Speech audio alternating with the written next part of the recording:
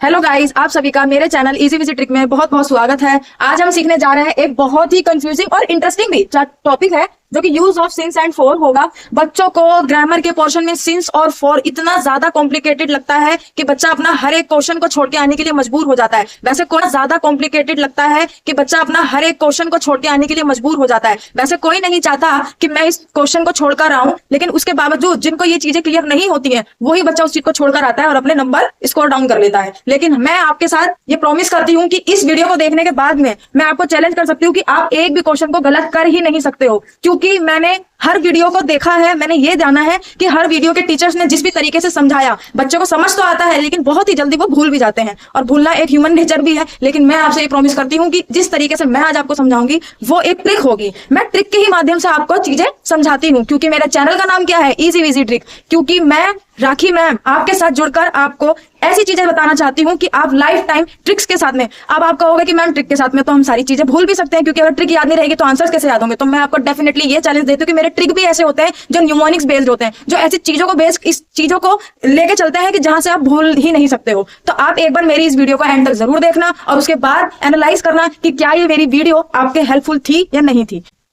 तो चलिए बच्चों, स्टार्ट करते हैं सिंस एंड फॉर। सिंस में हमारा जो रहता है कॉन्सेप्ट, जनरली जो बच्चे मान के चलते हैं वो ये चलते हैं, जिस भी सेंटेंस में, जिस भी फिलिंग द ब्लैंक्स के अंदर पढ़ने के बाद हमें ये पता चल जाए कि ये पॉइंट ऑफ टाइम है, वहां पर हम सिंस का कॉन्सेप्ट लगाते हैं। और जहां पे हमें ये पता चल जाए कि पीरियड ऑफ टाइम, वहां पर हम किसका कॉन्सेप्ट लगा देते हैं, वहां पर हम फॉर का कॉन्सेप्ट लगा देते हैं। तो मेरे प्यारे बच्चों, मैं तो आपको कॉन्सेप्ट के साथ साथ ये भी समझाने की कोशिश कर रही हूँ कि किस तरीके से हम ट्रिक्स के बिहाफ पर भी सिंस और फॉर का कॉन्सेप्ट लगा सकते हैं। मैं आपको सिंस और फॉर का कॉन्सेप्ट भी बताऊंगी और वो ट्रिक न्यूमोनिक भी बताऊंगी, जिससे आप पकड़ के झटाक से आंसर में सिंस या फॉर लगा के अपने नंबर गेन कर सकते हो। जहां पर हमारा पहला होगा वीक और डेज, जहां भी दिख जाए जिस भी सेंटेंस है ग्रामर के अंदर तो वहां पे सिंस लगेगा। मंथ दिख जाए सिंस लगेगा। ईयर हो गया हमारे तीसरे नंबर पे। फिर 6 o'clock, जहां पर भी टाइम मेंशन होगा, क्योंकि ये खेल ही टाइम का है। सिंस भी बात करता है टाइम की, बात फॉर भी टाइम बात करता है टाइम की, लेकिन डिफरेंशिएशन यहीं पर है। ये पूरा का पूरा आप चाहे तो स्क्रीनशॉट भी ले सकते हो, मैं साइड हो चुकी हूँ। आप इस स्क्रीनशॉट को ले लीजिए और इसे डेली अपने जहां भी आप स्टडी टेबल में पढ़ते हो उसके सामने फ्रंट वाली सीट पर आप लगा करके इसको डेली में देखना। आप भी हो गया, उसके बाद आप इसको अच्छे से कर सकते हो। तो देखिए 6 o'clock, मॉर्निंग, इवनिंग, नून, जहां पर भी नून वाले कॉन्सेप्ट लगेंगे टाइम के, जहां पे जैसे कि आफ्टरनून है, बहुत सारी चीजें दिखेंगी, वहां पर आप ये सिंस का कॉन्सेप्ट लगा सकते हो। फिर आ जाते हैं हम फॉर, जिसे कहते हैं पीरियड ऑफ टाइम। यहाँ पर क्या होगा, टाइम वर्ड लगेगा। टाइम वर्ड माने तो ए अलॉन्ग टाइम, वाइल, जहां भी सेवरल टाइम दिख जाए, जहां भी सेवरल टाइम के साथ साथ ये दिख जाए कि सेवरल ईयर्स, सेवरल मंथ्स, है ना, सेवरल डेज हो चुके हैं कि मैं बीमार था, सेवरल ईयर्स हो चुके हैं कि मैं काम कर रहा हूँ, वहां पर फॉर का कॉन्सेप्ट चलता है। उसके अलावा नंबर क्या है यहाँ पे, 1 हो सकता है, 2 हो सकता है, 3 हो सकता है। तो कहने का मतलब है कोई भी नंबर के साथ में ईयर होगा, है ना, 1 ईयर, 2 ईयर, 3 ईयर, इन सब के साथ में ये सब जो होगा, इन सब के साथ में जब भी ईयर लगेगा या मंथ लगेगा, 1 मंथ, 2 मंथ, 3 मंथ, तो फॉर आएगा। लेकिन केवल पर्टिकुलरली मंथ होगा। समझ रहे हो मेरे प्यारे बच्चों, मैं क्या समझाना चाह रही हूँ? सेंटेंस में फिल इन द ब्लैंक्स में मंथ्स आएगा तो सिंस आएगा, लेकिन जैसे ही नंबर के साथ मंथ आएगा, 1 मंथ, 2 मंथ, 3 मंथ, तो क्या लगेगा, फॉर लगेगा। अगर मंथ आता सिंपली तो सिंस लगता। अब आया समझ में कि मैं क्या बताना चाहती थी? मेरे साथ पढ़ोगे तो आपको ये जरूर पता लग जाएगा कि सिंस का कॉन्सेप्ट, अगर आप कॉन्सेप्ट भी नहीं समझना चाहते, बोरियत हो जाती किसी बच्चे के लिए कि मैं कॉन्सेप्ट नहीं समझना चाहता लेकिन मुझे नंबर पूरे चाहिए, तो इतना तो कर सकते हो ना कि आप इसको याद कर लो। यहीं पे पूरा सार है, इन अ नटशेल। मैं गारंटी देती हूँ अगर आपने इस चीज को पकड़ लिया, ये सिंस और फॉर का फॉर्मूला है। जिस तरीके से मैथ के क्वेश्चन फॉर्मूले पे टिके होते हैं, उसी तरीके से सिंस और फॉर भी इस बिहाफ पे टिका हुआ है, जो स्ट्रक्चर मैंने आपके सामने रख दिया है। ये वाला पार्ट हमारा सिंस कहलाएगा, ये वाला पार्ट फॉर कहलाएगा। तो देखिए डिफरेंशिएशन देखना अब आप कि लास्ट के साथ नंबर भी आ जाए, जैसे last month, last year, last days, इन सबके साथ में क्या लगेगा, सिंस लगेगा। मैं तो अभी बोल रही हूँ, लेकिन मैं अभी सेंटेंस में फिल इन द ब्लैंक को समझाऊंगी भी। लेकिन जब बारी आ जाए लास्ट के साथ number, last 3 year, last 4 year, last 5 year या लास्ट 6 डेज से मैं बहुत ज्यादा बीमार हूँ, तब आप क्या करोगे, तब आप लगाओगे फॉर का कॉन्सेप्ट। तो बताइए आपको कुछ समझ में आ रहा है? मुझे पता है जरूर आ रहा होगा। तो चलिए आगे देखते हैं। हाफ एन आवर, जहां पर भी हाफ एन आवर आ जाए वहां पर भी आपको फॉर का कॉन्सेप्ट लगाना है। सेवरल टाइम, ये तो मैं आपको पहले भी समझा चुकी हूँ, जहां पर भी सेवरल टाइम मेंशन हो, सेवरल ईयर मेंशन हो, सेवरल मंथ्स मेंशन हो, वहां पर भी आपको फॉर का कॉन्सेप्ट लगाना है। चलिए बच्चों, जल्दी से हम इन पांचों क्वेश्चंस को जो हमारे फिलर्स में दिए गए हैं हम इसको समझ लेते हैं, कहां पर सिंस लगेगा, कहां पर फोर लगेगा। और मैं ये आपको चैलेंज कर सकती हूँ कि इन पांचों सेंटेंस के बाद आप कभी कंफ्यूज ही नहीं रहेंगे कि कहां सिंस लगेगा और कहां फोर का कॉन्सेप्ट लगेगा। तो चलिए, हमारा जो first fill in the blanks है वो ये कहता है they have been living in Madrid blank 1972। अब आपको ये तो पता ही होगा ना कि जब 1972 पर्टिकुलरली सिंपल ईयर दिया हुआ है, हमारी जो ट्रिक बनी हुई थी, इजी बिजी ट्रिक, याद है ना? तो हमारी जो ट्रिक बनी हुई थी, ट्रिक ये कहता था कि जब सिंपल ईयर हो, केवल ईयर पूछे, तब हमें क्या लगाना है? तो हमें लगाना है सिंस, ना कि फोर। तो यहाँ पर हमारा सिंस और आपको मिल गया 1 नंबर। चलिए अब आगे बढ़ते हैं। He has known about in the hospital dash 4 days। अब ये मैं आपको नहीं बताऊंगी क्योंकि आप खुद बताओगे कि यहाँ पर क्या आएगा।